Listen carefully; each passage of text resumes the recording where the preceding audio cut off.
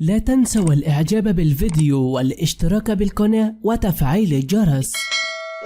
وفاة الفنانة رانيا شعلان بعد صراع مع مرض السرطان. توفيت المطربة رانيا شعلان بعد صراع مع مرض السرطان داخل أحد مستشفيات 6 أكتوبر، حيث كانت تعاني رانيا شعلان من مرض سرطان العظام. وأعلن الفنان حمزة عن وفاة الفنانة رانيا شعلان عبر حسابه الشخصي في موقع التواصل الاجتماعي فيسبوك، قائلا: صديقتي الجميلة الطيبة الفنانة الرقيقة رانيا شعلان، في رحاب الله، ربنا يرحمك ويجازيك بصبره على مرضك حسنات ورحمات عظيمة، ويسكنك جنة الفردوس، ويصبر الأهل ومحبيك يا رب يا غالية.